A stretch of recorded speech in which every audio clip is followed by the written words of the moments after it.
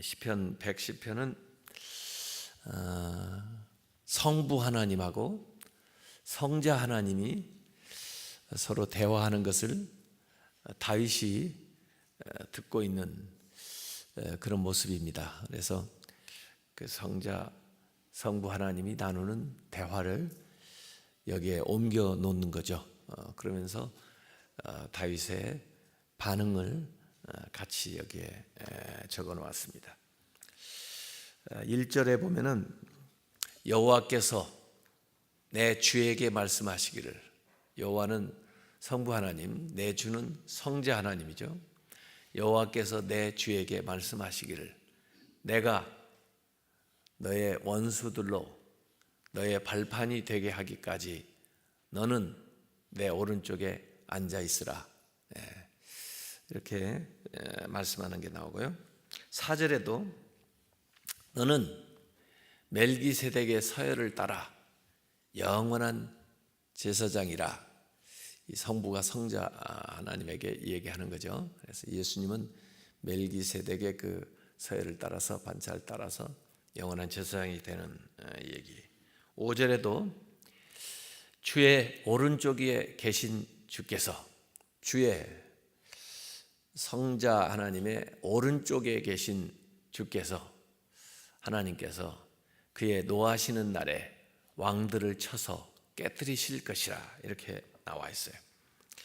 그래서 여기에는 약속도 나와 있고, 또 권능도 나와 있고, 또 이제 대속에 대한 것도 나와 있고, 승리에 대한 것도 나왔고, 권능에 대한 것을 이야기하고 있습니다. 그래서 하나님뿐 아니라 성자 예수 그리스도의 그 권능, 또 승리, 그 사역에 대해서 얘기를 하고 있어요. 예수님께서 신약 성경에 보면은 그 다윗과 예수님의 그 관계를 얘기할 때 바로 이 시편을 인용을 했습니다. 그게 누가복음 20장 41절부터 44절까지 나오는데, 예수께서 그들에게 이르시되 사람들이 어찌하여 그리스도를 다윗의 자손이라 하느냐. 시편에, 이 시편은 여기 110편이에요.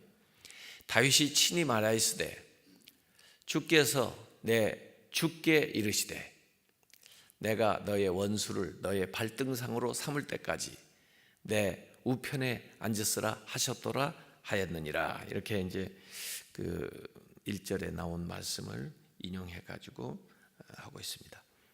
이게 이 누가복음에만 나오는 게 아니고 마가복음 12장에도 나오고요, 사도행전 2장에도 나오고, 히브리서 1장 10장에도 나옵니다. 그러니까 이 메시아 시편이라고 말할 수 있는 중요한 시편이 바로 110편이죠. 이렇게 성부 하나님, 성자 하나님이 대화하는 가운데 오늘 읽었던 본문은 다윗의 응답인데, 다윗은 그 대화를 들으면서 하나님에게 소망을 둘 것을, 또 하나님께 충성할 것을, 또 그 하나님께 헌신할 것을 다짐하는 이야기를 하고 있는 거예요. 그래서 이 다윗은 신자의 대표로서 그런 권능 있는 하나님, 또 그렇게 우리를 대속해 주신 하나님, 또 우리를 앞에 이제 승리하실 그 하나님 앞에 충성을 다하겠습니다, 헌신을 다하겠습니다, 순종하겠습니다, 이런 것을 거기에 밝히고 있는 겁니다. 그래서 오늘 읽었던 본문 대목이 3절에 주의 권능의 날에, 주의 권능의 날은 주님이 재림하시는 그 승리의 날인데, 주의 백성이 거룩한 옷을 입고 즐거이 헌신하니 새벽 이슬 같은 주의 청년들이 주께 나오는도다. 그래서 주님의 그 자녀들, 또 주님의 제자들, 또 주를 믿던 자들이 거룩한 세마포 옷을 입고 주님 앞에 나오게 되는 그 모습을 여기에 얘기를 하고 있어요. 그래서 여기에서 제가 헌신이라는 말을 이제 언급이 되어 있기 때문에 즐겁게 헌신한다. 그래서 이제 헌신이라는 주제를 이번 달에 정하게 됐습니다. 그리고 지난 주간에 설교를 준비하면서 가만히 생각하니까 제가 헌신을 많이 강조 못한 것 같아요. 그래서 그동안에 헌신에 대해서 설교한 거이 별로 없더라고요. 그래서 이 신앙생활에서 굉장히 중요한 이 헌신을 많이 설교하지 못했다는 생각이 새삼 들었습니다. 우리가 신앙생활 할 때 크게 보면 세 가지 이렇게 단계로 진행이 돼요. 우선 호기심, 이 영어로 말하면 curious, 호기심을 가지고 이렇게 모여드는. 그래서 예수님 계실 때도 예수님이 하시는 일 또 하시는 말씀에 호기심을 가지고 무리들이 모였다고 그랬어요. 가는 곳마다 무리들이 따라다녀요. 그래서 5,000명, 10,000명까지도 모여가지고 예수님께서 그들을 먹여주시기도 하고 그랬습니다. 질병을 고치고 갈 때는 무리들이 모여가지고 예수님에게 가까이 접근할 수 없을 정도로 많은 사람들이 따라다녔습니다. 그건 이제 curious, 호기심이라고 하는 겁니다. 그 다음에 거기에서 더 나아가면 확신 단계에 갑니다. 확신. 영어로 conviction이라고 그러죠. conviction, 확신을 해요. 예수님이 하시는 일에 대해서 그걸 보고 확신을 갖는 거죠. 저분이 하나님이 보내셔서 오신 분이다. 저분이 메시아다. 저분이 바로 하나님의 아들이다. 저분이 우리를 구원하는 분이다. 이렇게 이제 확신을 갖게 되면 그때부터 신자라고 얘기하는 겁니다. 신자. 그래서 신자가 되는 것도 굉장히 귀한 거예요. 우리가 이렇게 가끔 가다가 사람들을 총동원해가지고 이제 전도를 한다. 그래서 여러분들을 인도하기는 하는데 와서 보고 또 얼마간 교회 다니다가 낙심을 하거나 또 흥미가 없어져 가지고 더 이상 안 나오는 사람도 있어요. 그런 분들은 그냥 호기심 단계에서 끝난 사람들이고, 그런 과정을 거쳐서 믿음을 갖게 되는 사람들, 그 사람들이 이제 신자가 되는 겁니다. 근데 예수님은 신자가 되는 것에 대해서 만족하지 않고 더 이제 높은 단계에 그 헌신으로 우리를 이끄는 거예요. 그래서 확신할 뿐만 아니라 헌신하는 단계로 나아가야 됩니다. 이게 이제 영어로 말하면 커미트먼트예요. 그래서 호기심에서 확신으로, 확신에서 헌신으로, curious, conviction, commitment, 이렇게 가야 됩니다. 이 커미트먼트, 헌신한 사람들이 누구냐? 그게 제자입니다. 제자. 이 제자는 신자들 가운데에서 나오지만 이 제자들은 신자들 가운데 헌신된 사람들입니다. 그래서 예수님 계실 때 결국은 12사람, 헌신된 사람들, 그 중에 한 사람은 이제 예수님을 또 배반하고 갔지만 그 11사람, 그리고 그 11사람의 이름에 들지는 않지만 그 밖에 아마 헌신된 사람들, 여성들을 비롯해서 그 이름에는 제자로 기록되어 있지는 않지만 사도들은 아니라도 그만큼 헌신한 사람들이 또 있었을 겁니다. 그분들을 통해서 결국 예수님이 사역을 진행을 하시죠. 그래서 예수님이 승천하셨지만 그들이 성령 받아서 또 그들이 헌신된 삶을 살아감으로써 오늘 우리에게까지 복음이 증거되게 된 겁니다. 그래서 정말 주님이 원하는 건 뭐냐? 헌신된 신자를 원하는 겁니다. 그래서 오늘 우리가 그런 말씀을 나눠야 되는 거죠. 우선 헌신돼 있는지 안 한지 어떻게 알 수 있느냐? 저는 아주 쉽게 알 수 있는 방법이 있다고 생각해요. 내가 헌신된 신자인지 아닌지를. 이를테면 예수님을 과연 나는 주님으로 모시고 있는지 손님으로 모시고 있는지 그것만 구분하면 알 수 있다고 봐요. 여러분에게 예수님은 주님입니까? 손님입니까? 그걸 어떻게 알 수 있느냐? 주님하고 손님하고 분명히 다른데 이 어느 집에 우리 집의 주인하고 그 집의 손님하고 어떻게 달라요? 손님은 뭐 오시면은 잘 대접을 하고 또 맞이하기는 하지만 그 손님을 손님방에 이렇게 모시죠. 그리고 그 손님이 거실에서 뭐 텔레비전을 보시든지 뭐 쉬든지 뭐 하게 하고 또 냉장고에 있는 거 음료수든지 과일이든지 드실 수 있도록 이렇게 하고 또 그 화장실도 쓰시게 하고 이제 그러는데 그렇다고 그래서 그분이 뭐 안방이나 무슨 이 창고나 뭐 이런 것들을 자유롭게 마음대로 하게 하지는 않을지도 몰라요. 왜냐하면 자기가 주인이 아니니까, 자기는 손님이니까 허락되어 있는 그 영역 안에서 머무르면서 또 주는 거, 허용하는 거, 그것만 이제 활용하는 것은 손님입니다. 주인은 모든 것을 다 마음대로 할 수 있는 게 주인입니다. 그분은 못 들어가는 공간이 없고 못 쓰는 게 없고 또 마치 자기 것인 것처럼 다 이렇게 쓰는 게 이제 주인이에요. 그래서 예수님을 내가 손님으로 모시고 있는지 주인으로 모시고 있는지는 자기가 딱 생각해 보면 알아요. 내 삶의 영역에 관여 못하는 부분이 있으면 손님입니다. 못 들어오시는 부분이 있으면 손님입니다.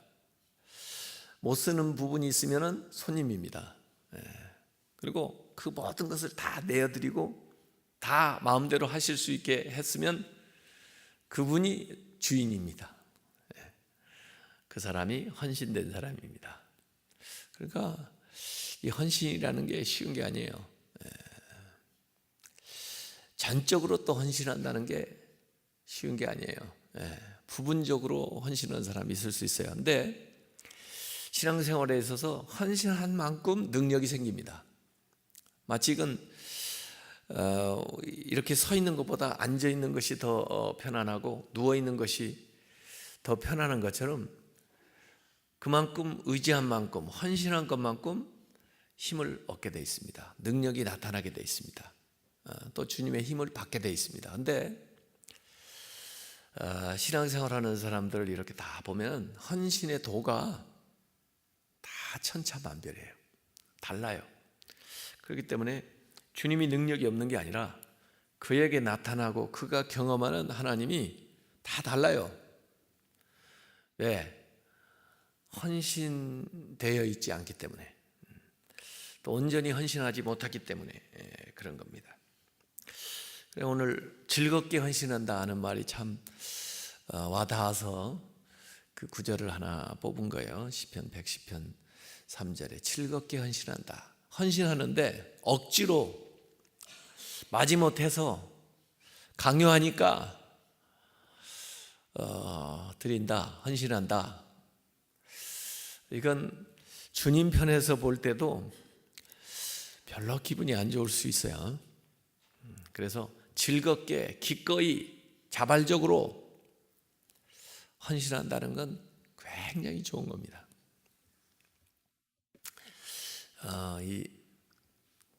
이번 주에 이제 돌아오는 주일에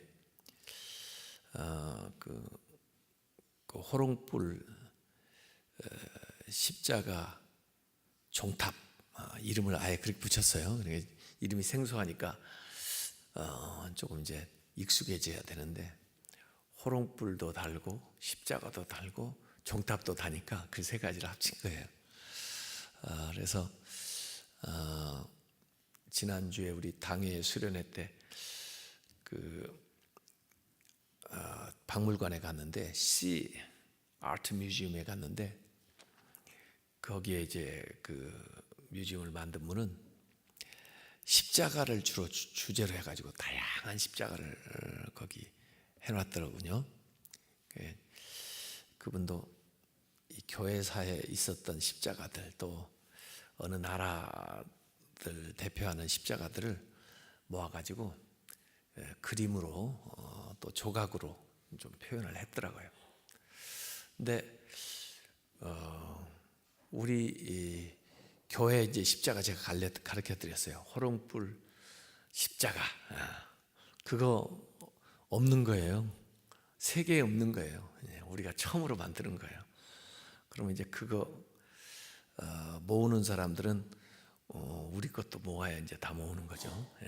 그래서 만드는데 왜냐하면 다 사연들이 있어요. 그 십자가마다 그 나라 또 그걸 의미하는 이야기들이 다 있어요. 그래서 이번 주일에 이제 돌아오는 주일에 제가 그 호롱불 십자가 종탑에 담긴 의미를 설명을 할 겁니다. 그래서 그 설명을 해서 아예 그 동판으로 새겨서 아래다가 붙여놓을 겁니다. 그래서 그걸 보고 뭘 표현을 하려고 했나 그걸 이제 해보려고 작가를 구해가지고 세 군데 세 사람에게 이 얘기를 했는데 결국 한 분이 당첨이 된 거예요. 제가 보기도 괜찮았고 교인들이 투표했을 때도 그 사람까지 선정이 됐습니다. 어쨌든 그걸 하는데 우리 전성원 장로님 가정에서 헌신을 했어요. 1억을 가져오셨는데 본인이 그런 기회를 준 게 너무 감사하다는 거예요. 그게 즐겁게 헌신하는 겁니다.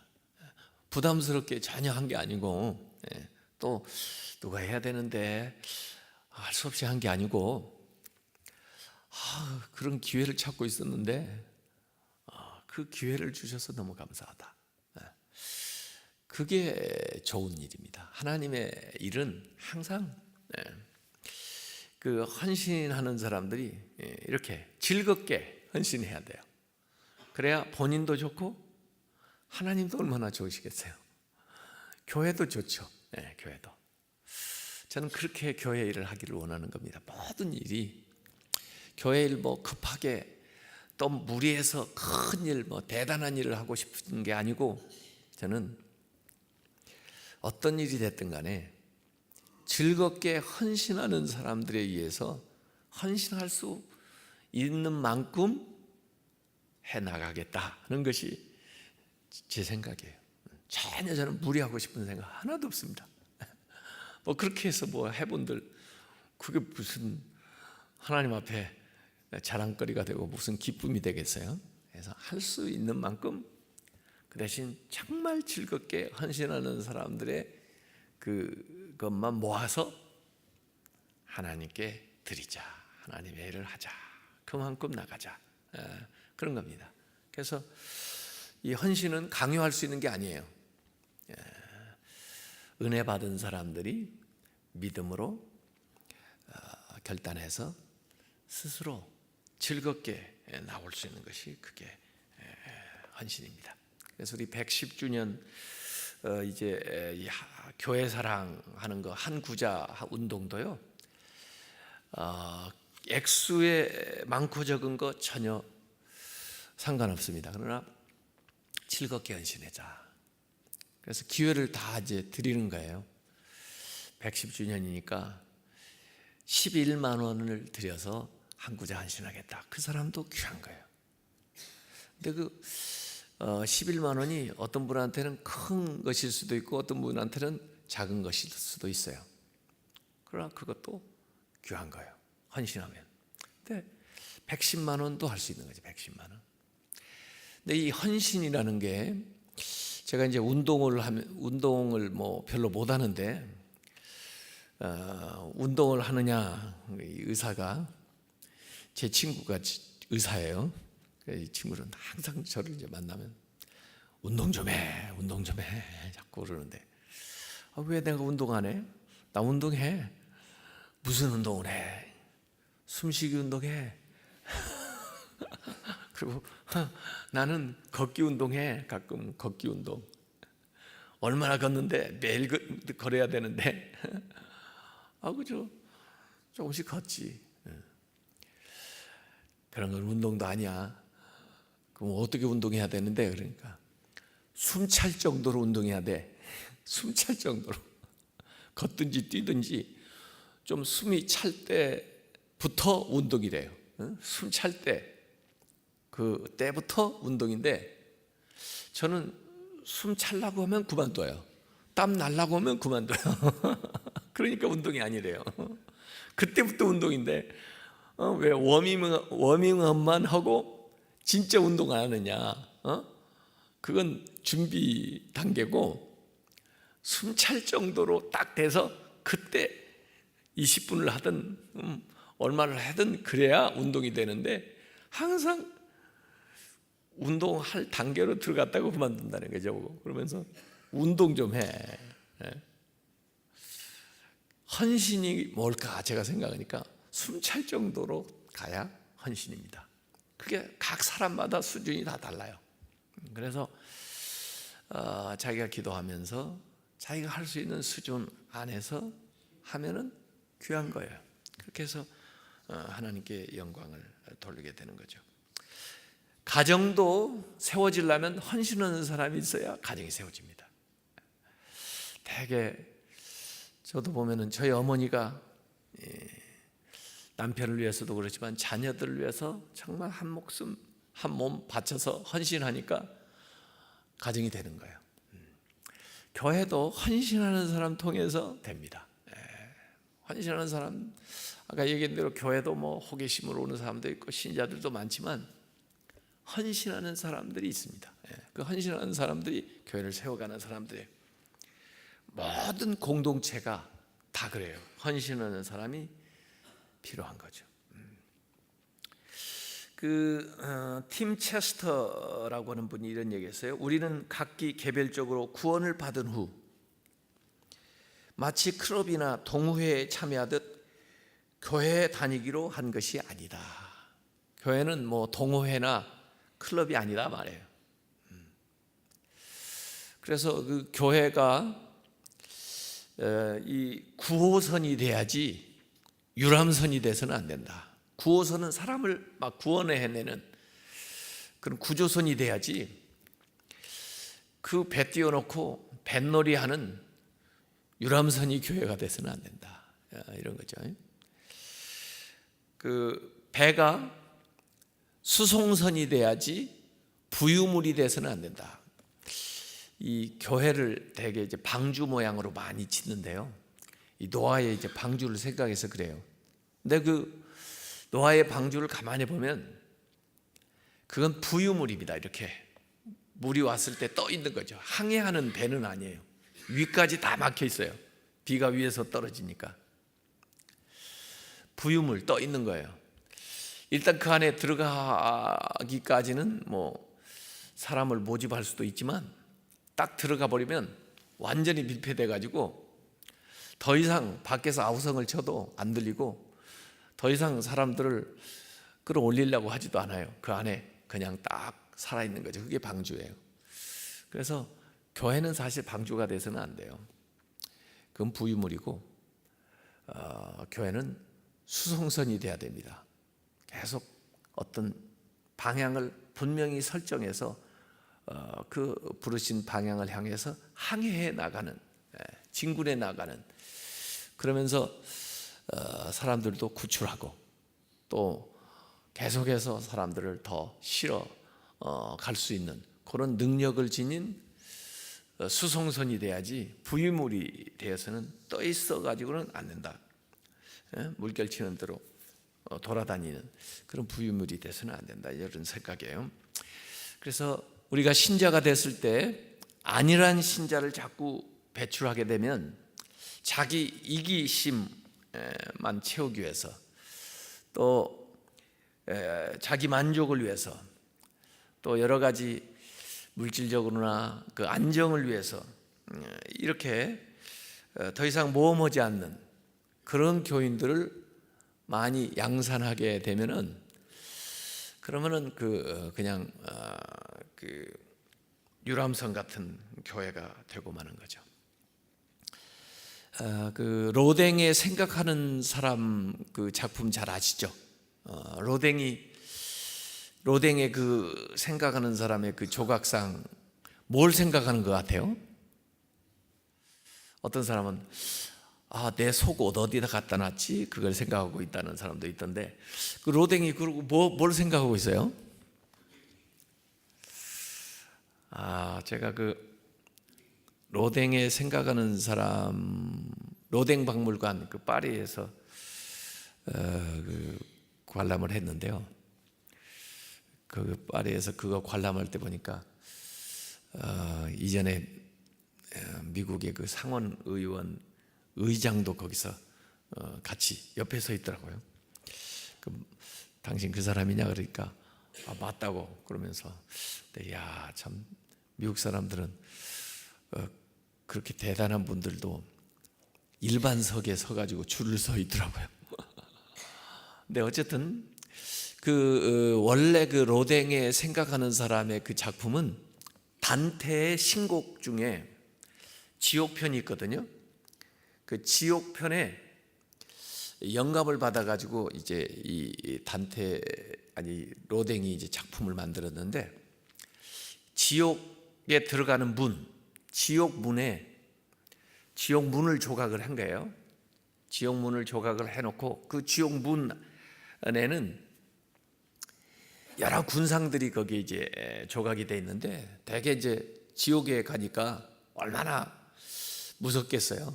그래서 거기서 막 심판을 받고 또 책망을 받고, 그러니까 막 괴로운 표정들을 전부 지옥에 가는 사람들이 그 지옥의 문에 새겨져 있어요. 근데 그 지옥의 문 위에 생각하는 사람을 만들어 놓은 거예요.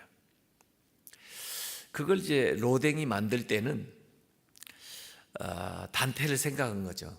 단테가 그 지옥의 문 위에 앉아가지고 그 지옥에 들어가는 사람들을 보면서 골똘히 생각하는 모습이 거기에 이제 원래 작품의 구상이에요. 근데 이제 나중에 그 생각하는 사람이 유명해지니까 그 지옥의 문에서 별도로 떼어가지고 생각하는 사람의 이 조각상을 카피를 이제 이렇게 만들어서 그것이 이제 별도로 돌아다니다 보니까 그게 이제 그냥 하나의 작품으로서 사람들이 알고 있는데, 원래 그게 이제 지옥의 문 위에 놓였던 그 단테의 그 고뇌하는 모습을 표현한 겁니다.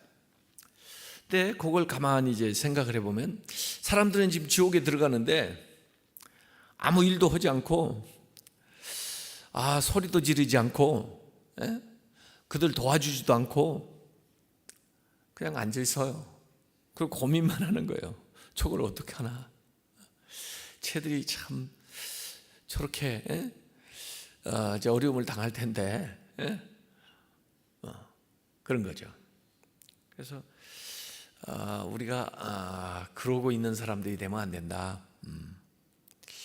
그 고뇌하거나 생각만 하고 있는 사람이 돼서는 안 되고, 그들을 향해서 부단히 나아가서 전하는 사람이 돼야 되는데, 그러려면 헌신된 신자가 돼야 된다는 거죠. 하나님의 영광을 구하고 다른 사람들을 구원하기 위해서 내가 지불할 수 있는 대가를 지불하는 그런 헌신된 제자가 돼야 된다. 그래서 예수님은 이 누가복음 14장 26절 27절에 보면 이 제자도에 대한 말씀을 했습니다. 무릇 내게 오는 자가 제자가 되려면 헌신해야 되는데 자기 부모와 처자와 형제와 자기 자매와 더욱이 자기 목숨까지 미워하지 아니하면 능히 내 제자가 되지 못하고 누구든지 자기 십자가를 지고 나를 따르지 아니하는 자도 능히 내 제자가 되지 못하리라. 제자, 헌신해야 되는데, 커미트먼트 돼야 되는데, 그 제자가 되려면 자기 자신보다도 자기 가족들보다도 주님을 더 사랑해야 된다. 그러니까 우선순위에 있어서 주님이 더 우선이어야 된다. 이걸 가르쳐 주는 거예요. 왜 이렇게 어려운 걸 갖다 되느냐? 다른 것들은 뭐 우리가 뭐 당연히 주님을 선택할 테니까 어려운 걸 갖다 딱 대놓고 네 부모보다, 네 자식보다, 네 손주보다, 너 자신보다 주님을 더 사랑해야 된다. 이렇게 이제 우리한테 얘기하는 거예요. 큰 잔치의 비유에도 보면 초청을 했는데 사람들이 밭에 가봐야 된다, 소를 돌봐야 된다, 또 뭐 결혼해서 가정을 돌봐야 된다 이렇게 핑계 대거든요. 그 얘기는 가정사보다 그 소 돌보는 것보다 자기의 사업 밭을 돌보는 것보다 그 잔치에 가는 것이 더 우선이어야 된다. 이 우선순위를 얘기하는 거예요. 부자 청년 이야기를 하셨을 때도 마가복음 10장 21절에 보면 가서 너에게 있는 것을 다 팔아 가난한 자들에게 나누어 주라. 그리하면 하늘에서 보화가 너에게 있으리라. 그리고 와서 나를 따르라. 부자 청년한테 왜 이런 말씀하냐면 부자 청년한테는 물질이 최우선이거든요. 그러니까 거기 딱 거는 거예요. 물질보다 나를 따르겠느냐 그랬더니 당신 따르는 것보다 물질이 더 좋습니다. 이래가지고 헌신 못한 거거든요. 그래서 그를 보고 예수님이 마가복음 10장 29절 30절에 보면 내가 진실로 너에게 이르노니 나와 복음을 위하여 집이나 형제나 자매나 어머니나 아버지나 자식이나 전토를 벌인 자는 현세에 있어 집과 형제와 자매와 어머니와 자식과 전토를 다 버렸는데 다시 100배나 받되 박해를 겸하여 받고 내세의 영생을 받지 못할 자가 없느니라. 이렇게 얘기를 했어요. 제가 소명을 받았을 때 부모님들, 형제들은 예수 하나도 안 믿는데 저를 하나님 부르셨을 때 그때 결단할 때 이 말씀을 저한테 주셨거든요. 새벽에. 그래서 저는 믿었어요. 내가 현재 이거 버리는 것 같고 그것 때문에 좀 어려움을 당해도 결국 100배로 돌려주실 것이다. 그리고 나뿐 아니라 우리 모든 가족이 다 영생을 얻을 것이다. 그런 말씀으로 딱 받았거든요. 그리고 결단을 했더니 진짜 좀 어려움도 있었지만 결국에는 저희 삼형제가 다 목사 됐고 저희 아버지, 어머니 잘 믿고 아버지는 돌아가시고 어머니 권사님, 여동생, 누나 권사님, 그들 남편들 다 장로님 다 잘 믿거든요. 혼자 믿기 시작했는데 그렇게 됐다는 건 기적 같은 일이에요. 그리고 저희 시골에서는 굉장히 어렸을 때는 어렵게 살았는데 시골에 가보면 저희 가정이 참 복을 많이 받은 가정이라고 사람들이 그래요. 그러니까 헌신할 때 하나님께서 다 해주실 거 전부 준비하고 계세요. 여러분이 헌신한 거 그 정도가 아니에요. 100배를 하나님이 주신다니까. 100배를. 그래서 예수님께서는 신자에서 제자가 되기를 원하시는데 제자가 되려면 분명한 결단이 있어야 되는데 헌신을 해야 된다. 그래서 세상 사람들이 소중하다고 생각하는 또 내가 이전에 전부라고 생각했던 것들을 주님이 더 귀하기 때문에 이제 그것이 헌신될 수 있는 뭐든지요 더 소중한 것이 있으면요 그 전에 소중하게 생각한 것이 수단이 되는 거예요. 더 소중한 것이 목적이 되기 때문에. 그래서 이전에는 물질이 내 삶의 목적이고 명예가 권력이 내 삶의 목적이 됐다가 그것보다 더 소중한 주님을 딱 발견하고 나면, 하나님 나라를 발견하고 나면 그 전에 소중하게 여겼던 것은 그것을 이루기 위한 수단이 되는 거예요. 목적이었던 것들이 수단으로 바뀌고 더 높은 목적이 생기기 때문에 그게 이제 헌신된 삶을 살아가는 거죠. 그래서 우리의 인생을 그렇게 헌신하면서 살아야 되겠다. 이번 달에 그 헌신에 대한 말씀을 좀 많이 들었으면 좋겠어요. 그래서 사르밧 과부도요, 없는 중에 헌신했습니다. 쓰고 남은 거 헌신하는 게 헌신이 아니에요. 없는 시간, 없는 물질,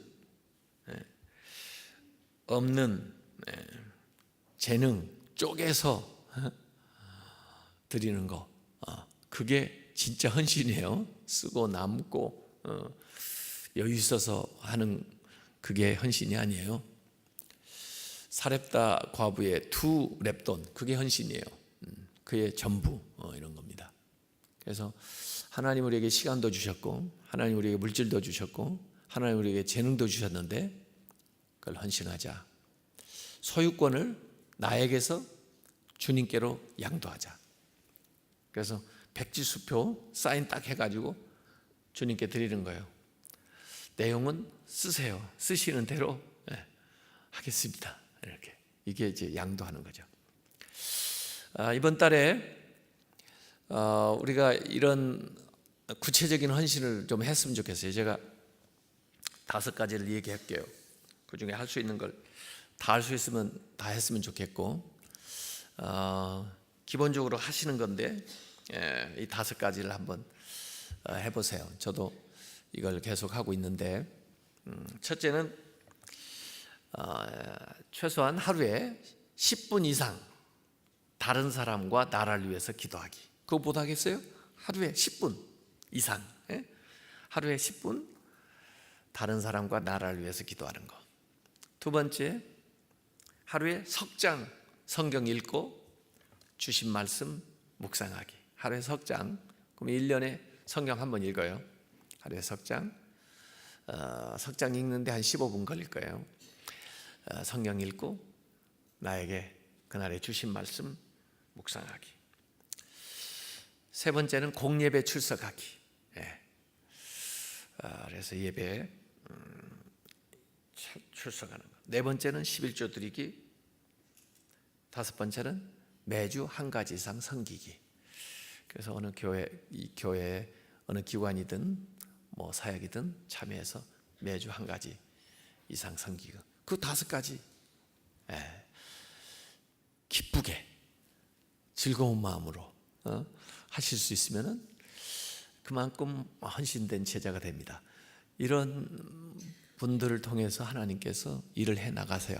그래서 이번 달에 9월 이제 시작하면서 우리가 이런 결심을 했으면 좋겠어요. 제가 부흥회 하러 가면 꼭 결심을 시킵니다. 그랬더니 그 교인들이 그 결심한 걸 서로 나누고, 그 다음에 서로 체크하면서, 그 다음에 부흥회 한 지 오래 지났는데 저한테 연락 와요. 저희들 이렇게 하고 있습니다. 그리고 이렇게 해서 이런 변화가 일어났습니다.